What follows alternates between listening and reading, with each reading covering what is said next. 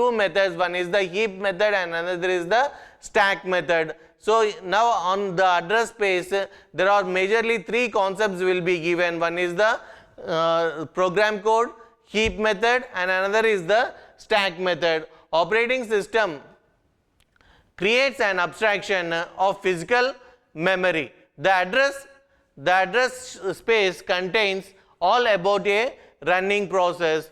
Then this consists of the program code, heap, stack, etc. So now onwards, the address space consists about the three major terms. One is the program code, heap, and stack. Next, we are going to see the different programs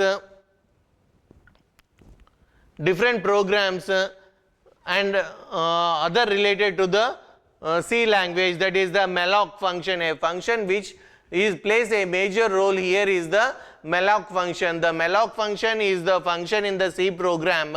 By using this, it will allocate a dynamic memory allocation and it will execute the addresses. The address space will be identified and it will be transferred from the physical address to the virtual address and virtual address to the physical address. Transfer of communication will be done by the identification of the address through the address space.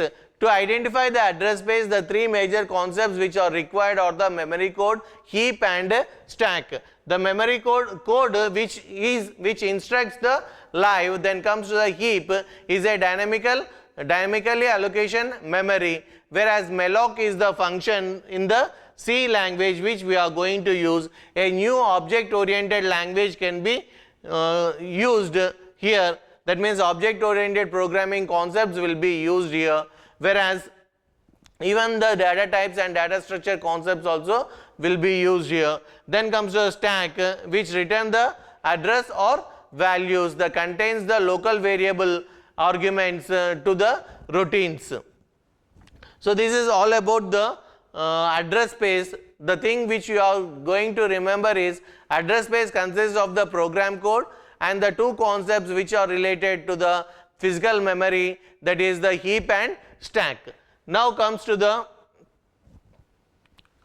virtual address. So till now we discussed about the address space, then related to the virtual address. The virtual address, if you have the physical address and virtual address, then only the address space will be transferred or communicated between the physical address as well as the virtual address. So now we are going to discuss regarding the physical address. So every address of running programs is every address in a running program is a virtual, whereas operating system translate virtual address to the physical address. So this is the program.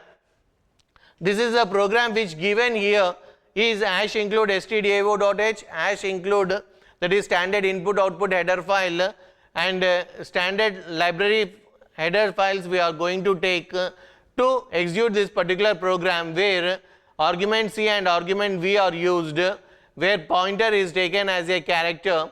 Then allocation of the code,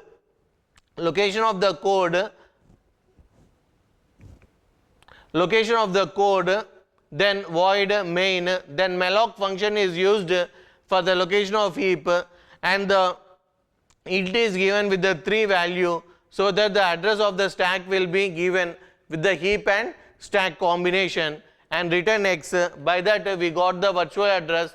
Location code is this one, which given in the hexadecimal format, whereas location of heap, then location of the stack.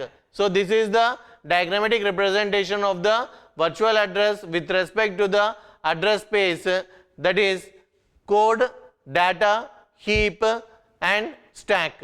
Whereas in old starting OS, there are only the code and data. Now we are discussing with the help of the heap and stack. Next comes to the virtual address. Every address is running on a program. It is a virtual, where operating system, the virtual address is the physical address. So the virtual address is here the location of the code is given, the same program which we discussed now. Then comes to the malloc function. Now we are going to discuss regarding the malloc function. The function which is used to identify the address is a malloc function.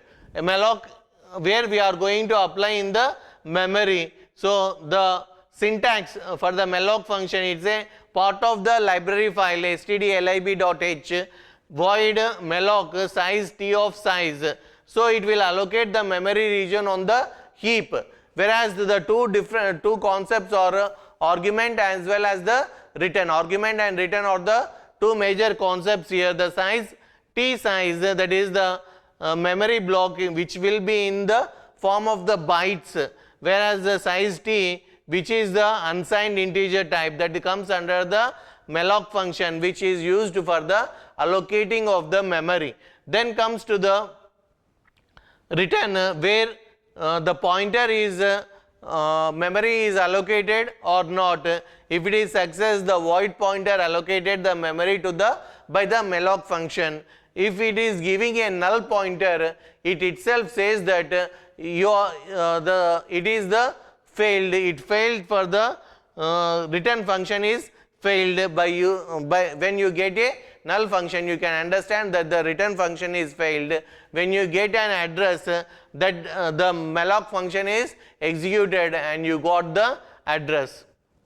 Then size of, which plays a major role.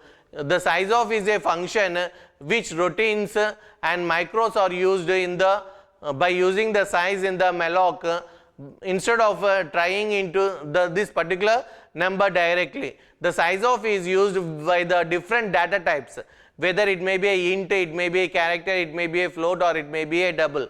The size of will be used in combination of the data type, so that the size will be allocated to the function. Where the size in the malloc is typing the number directly, two types of size offs are the variable, that is the actual size x at the runtime and at the compile time. So when you are using the size of, if you take a x value, at the runtime it will be different and at the compile time it will be different.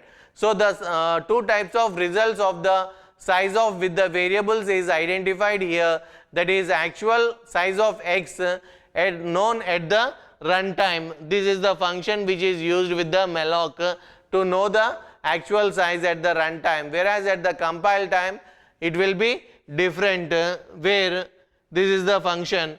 When you check the output at the compile time it was 4, when it comes to the execution time or compile time it is 40. So the size of will be depends upon the variable as well as the data type. Based on the data type, the size of will be depends.